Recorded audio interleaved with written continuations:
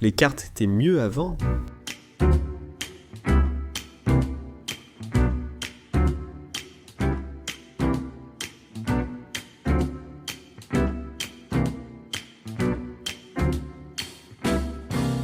Aujourd'hui, tu vas sur Google Maps et ça ressemble à ça. Même si tu achètes une carte imprimée, disons, de National Geographic, elles ont quand même un peu meilleure allure. Mais c'est toujours du terrain, des routes, toujours de l'information, et très rarement de l'esthétique. Alors, qu'est-ce qui s'est passé ? Ma première hypothèse, c'est qu'avec le temps, la fonction a pris le pas sur la beauté. L'essentiel, c'est que ça fonctionne, et que ce soit le moins cher possible, et c'est tout. Je veux dire, on le voit un peu partout. Les cabines téléphoniques de Kotongo ne sont plus originales. Les poteaux de rue ne sont plus que des barres. Les logos sont devenus plats. Et les meubles sophistiqués ont laissé place au modèle IKEA standard. Il y a une tendance générale au minimalisme d'entreprise, si on veut. Est-ce que c'est ce qui est arrivé à Maps 2 ? Peut-être qu'on devrait regarder de plus près.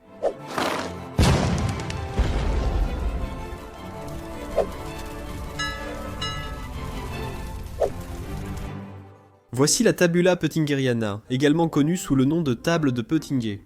C'est un itinéraire illustré, essentiellement une ancienne carte routière montrant l'agencement du Cursus Publicus, le réseau routier de l'Empire romain. Il s'agit en fait d'une copie médiévale du XIIe siècle. Je pense que l'original a été perdu, et il remontait à une période comprise entre 27 avant Jésus-Christ et 14 après Jésus-Christ pendant le règne d'Auguste, le premier empereur et fondateur de l'Empire romain.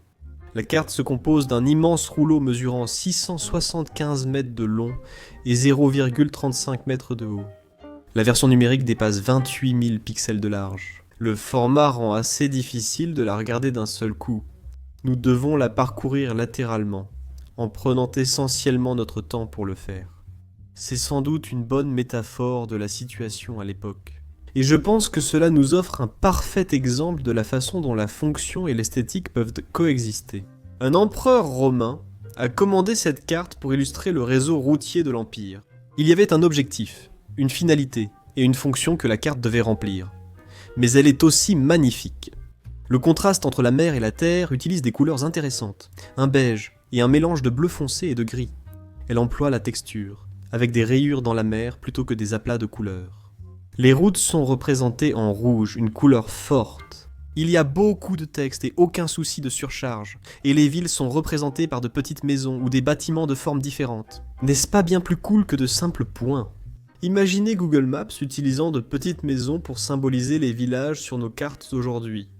Au centre de la carte se trouve Rome, avec l'empereur représenté sur son trône. Imaginez si une carte de l'Angleterre actuelle montrait seulement le roi Charles comme icône pour Londres. Je suis pas du tout monarchiste, mais ça aurait quand même l'air plutôt cool. Et ce qui me paraît le plus fou, c'est que c'était une carte routière.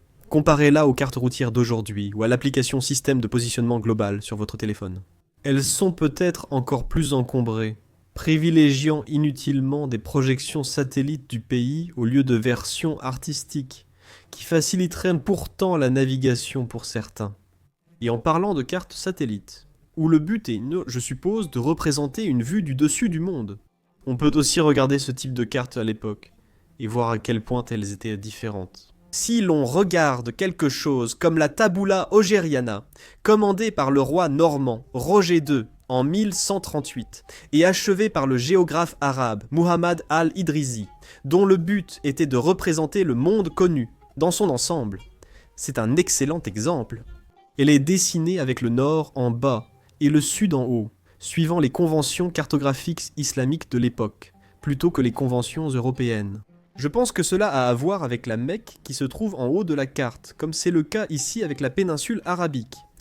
Même sur une carte comme celle-ci, censée offrir ce que nous nommerions aujourd'hui une vue satellite du monde. Il y a un élément d'unicité, si ce n'est autre chose, dans l'orientation de la carte. Mais il y a aussi un motif incroyable le long de l'océan, l'eau en bleu, les lacs sont verts, pour différencier l'eau douce de l'eau salée. Les rivières sont représentées comme des tiges de plantes, avec leurs fleurs respectives servant de source à chaque cours d'eau. Il y a un niveau d'art et de créativité qui n'enlève rien au rôle de précision d'une carte. Bien sûr, tout l'aspect des proportions est erroné, avec la forme de l'Inde et de la Chine pratiquement inexistante, et plusieurs îles méditerranéennes beaucoup trop grandes. Mais c'est ce qu'ils savaient, à l'époque, et je pense que parfois ils savaient que les îles Cosette étaient plus petites, mais elles étaient dessinées plus grandes pour que le lecteur les remarque en raison de leur importance particulière.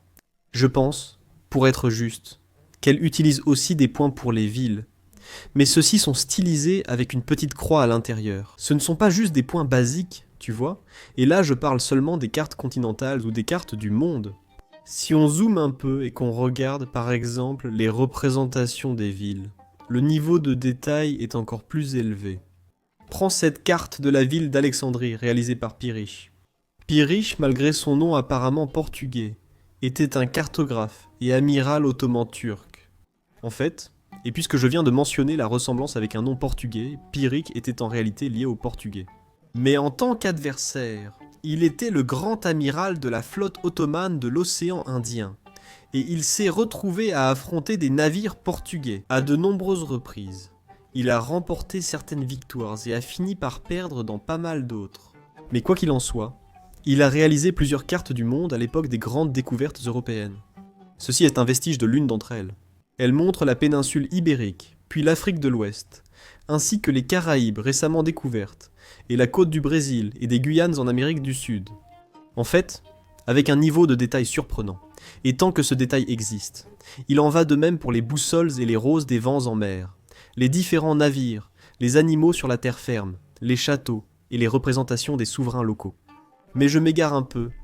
Tout l'intérêt avec lui était de parler de cartes locales plutôt que globales, comme celle que j'ai présentée auparavant, sa carte d'Alexandrie. La terre est présentée avec un bord doré, la base, 2 forteresses, les remparts et le palais de la ville, remplis de maisons individuelles au style varié. Les 2 montagnes de la ville et le drapeau ottoman flottant au-dessus d'elles. Sa représentation de Venise est tout aussi impressionnante, avec gondoles et galères autour de la ville flottante.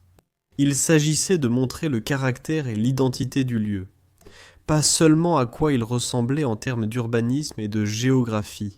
On pourrait dire qu'il s'agissait davantage d'illustrations, de pièces artistiques, certes, mais c'était aussi des cartes, et elles réussissaient très bien à conjuguer la fonction et l'esthétique, ce qui semble s'être perdu.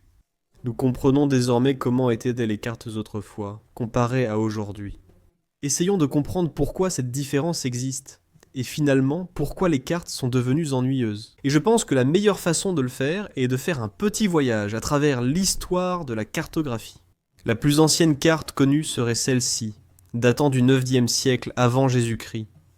Il s'agit d'une tablette d'argile babylonienne, illustrant leur monde connu centré sur l'Euphrate.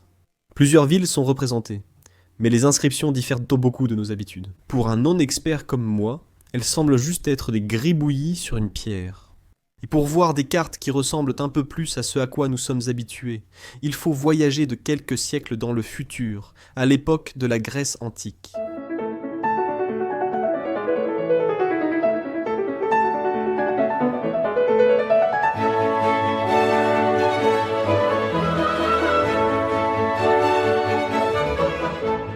Anaximandre était un érudit grec qui a vécu au 6e siècle avant Jésus-Christ.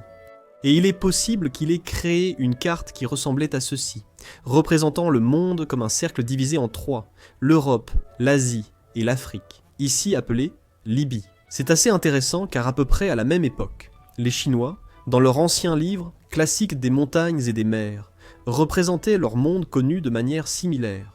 Avançons jusqu'en 150 après Jésus-Christ. Et Ptolémée a créé cette carte du monde, incroyablement précise dans sa forme pour l'époque. Elle nous montre toute l'Europe, à l'exception de la Scandinavie pour une raison quelconque, une bonne partie de l'Afrique, et elle s'étend jusqu'à l'Inde et la Chine. Elle décrit ces 2 régions avec un niveau de détail impressionnant sur les rivières, villes et îles. Et cela contredit peut-être toute ma réflexion. Parce que c'est assez simple, il n'y a pas vraiment d'éléments artistiques, ce qui me fait penser que je me trompe peut-être. Seules certaines cartes avaient un aspect cool, tandis que d'autres ressemblaient déjà à celles que nous avons aujourd'hui. L'aspect cool qu'on leur prête vient peut-être de leur ancienneté, le fait qu'elles étaient représentées sur du papyrus, dessiné à l'encre, plutôt que sur un écran avec des pixels. Je ne suis pas prêt à abandonner ma position. Continuons à regarder quelques cartes au fil du temps, les gars. Les rois et l'église commandaient des représentations de leur royaume. Plus de 1000 cartes médiévales sont conservées jusqu'à aujourd'hui. Certaines ne sont que des schémas, comme la carte du monde de Saint-Isidore de 1472, similaire à celle que nous avons vue d'Anaximandre. D'autres sont complexes et impressionnantes, comme la Tabula Ogeriana déjà vue plus tôt. Certaines, comme celle-ci de la dynastie Song du Sud en Chine en 1220, illustrent leur territoire avec de superbes dessins de montagnes et de vagues. C'est à l'époque médiévale que nous voyons apparaître de telles cartes. Europa Regina par Münster, 1570. Illustration de l'Europe en roi ou reine. Je ne suis pas sûr. Le Portugal et l'Espagne forment la tête et la couronne, les Pyrénées le col, l'Italie un bras tenant la Sicile comme un globe, et le Danemark l'autre bras. Ce genre d'illustration me fait penser que j'ai peut-être raison de croire que les vieilles cartes n'étaient pas que des illustrations. C'est un exemple clair où l'esthétique était le seul objectif, alors que d'autres visaient à équilibrer fonction et beauté. La carte qui introduit notre prochaine période, selon moi la plus pertinente pour le développement des cartes, illustre précisément cela.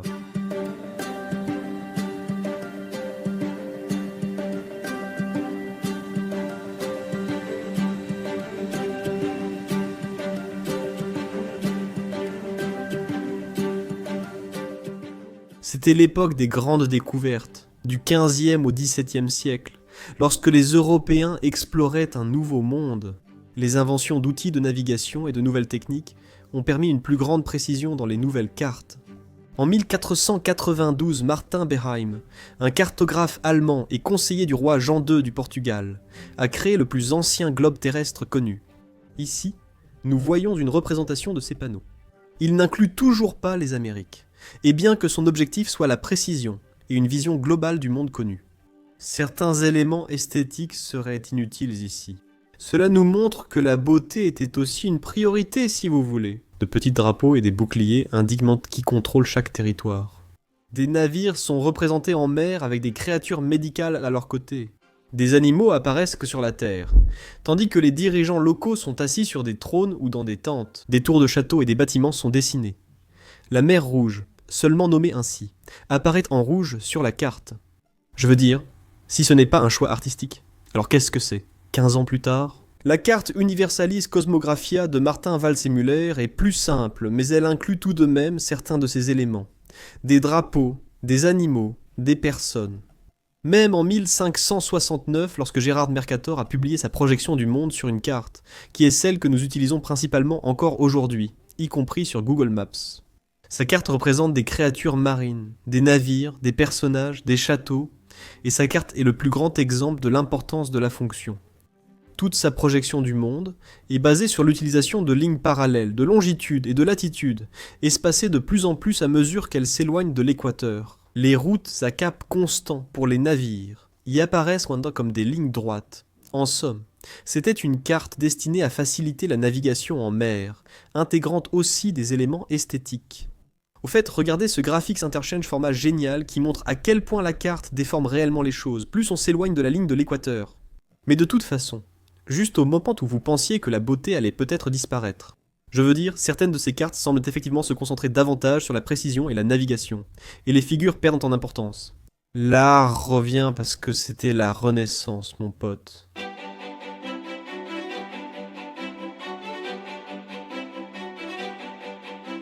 À cette époque, les cartes étaient conçues pour impressionner le public. Et elles étaient exposées avec autant d'importance que les peintures et les sculptures. Avec le développement de l'imprimerie, elles devenaient courantes dans les foyers. Et à la fin des années 1500, on estime qu'environ 10% des foyers à Venise avaient une sorte de carte exposée. D'accord. Encore une fois, j'étais en train de monter la vidéo et quelque chose est arrivé dont je dois vous parler. Parce que vous savez, j'essayais de trouver des photos, voire des peintures de ces maisons à travers l'Italie, peut-être à Venise, qui montraient des peintures sur leurs murs, mais je n'ai pas pu en trouver. Et j'ai trouvé quelque chose d'encore plus intéressant à, je crois, Florence. Il y a un endroit qui s'appelle aujourd'hui le Palazzo Vecchio, c'est un musée. Je ne suis pas sûr de ce que c'était à l'époque. Mais dans tous les cas, il y a une pièce remplie de vieux tableaux et cartes, probablement uniquement des cartes anciennes. Elles étaient simplement faites à la main, donc je suppose qu'on pourrait les appeler des tableaux de toute façon. En ligne, vous pouvez en fait visiter une version virtuelle de cette pièce. Vous pouvez vous promener, voir le globe au centre, voir toutes les peintures de cartes sur les murs. Certaines représentent l'Anatolie, d'autres représentent l'Europe, d'autres régions du monde qui sont tout simplement magnifiquement représentées sur ces cartes. Et ensuite, vous pouvez cliquer dessus et zoomer pour les agrandir. Regardez les cartes en détail. Et beaucoup d'autres montrent comment, à cette époque, la beauté régnait en maître ou en reine. La carte de Framarus de 1450 toujours à l'envers est incroyable. Elle présente des mers ondulées, des navires, des châteaux, des rois, un niveau de détail incroyable. Je pense que c'est peut-être ma préférée parmi toutes celles que j'ai vues en réalisant cette vidéo. La Carta Marina, réalisée par le Suédois Olaus Magnus, et publiée en 1539, représentant la Scandinavie, en est peut-être l'exemple le plus marquant. À travers le pays, vous avez des centaines de figures, des villes représentées par divers bâtiments, des soldats, des animaux, des forêts, des monstres marins et des navires. Finalement, c'est celui-ci que je préfère. Mais même si l'imprimerie a été importante pour rendre les cartes populaires, et pour en faire quelque chose que les gens voulaient avoir chez eux, elle a aussi contribué, à long terme, à la fin de la beauté dans les cartes. Parce que lorsque les cartographes de la Renaissance et ceux qui leur ont succédé sont passés de la fabrication artisanale à la fabrication avec ces machines, ils ont été limités par les capacités techniques de celles-ci. L'impression sur bois, gravée à partir de blocs de bois, ne pouvait pas produire de lignes fines et délicates. À la place, elle produisait des traits épais et irréguliers, des lettres anguleuses qui manquaient de l'élégance de la calligraphie manuscrite. La gravure en taille douce, qui consistait à graver sur des plaques de cuivre, permettait alors plus de précision, mais c'était un procédé laborieux, coûteux, et les plaques s'usaient rapidement, ce qui les rendait chères à remplacer. Cela décourageait aussi les décorations complexes, car ces cartes devaient être souvent reproduites. Les graveurs simplifiaient les motifs pour limiter les erreurs et prolonger la durée de vie des blocs d'impression.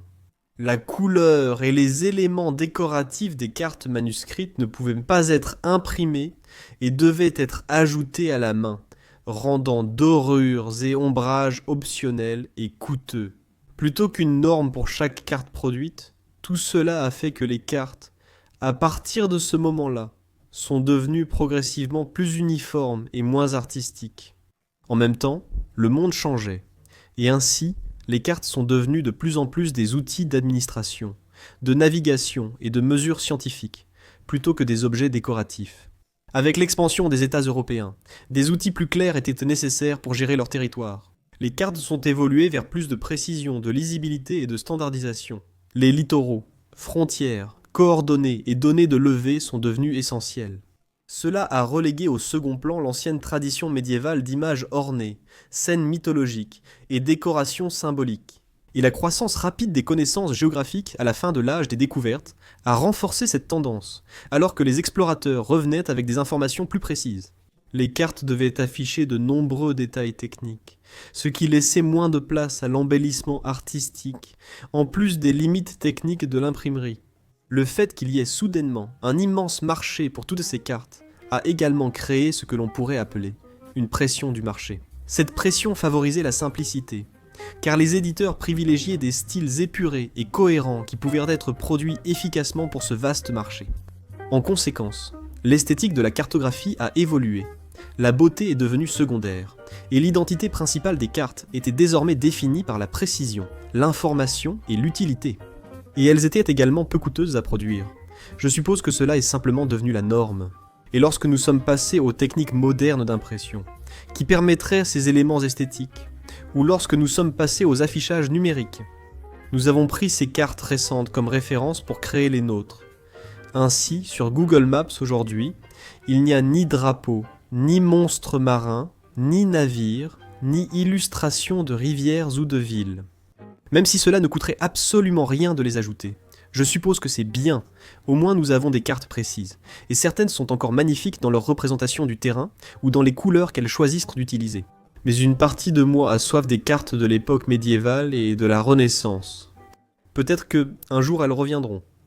Peut-être qu'il y aura une mise à jour de Google Maps qui ajoutera des monstres marins autour de la Scandinavie, ou des animaux à travers l'Afrique. En attendant, nous devons nous contenter de ces vieilles cartes que nous pouvons encore apprécier. Merci beaucoup d'avoir regardé cette vidéo. Je vous retrouve la prochaine fois pour plus de culture générale. Vous savez, Il est bien plus tôt dans la journée que d'habitude quand j'enregistre.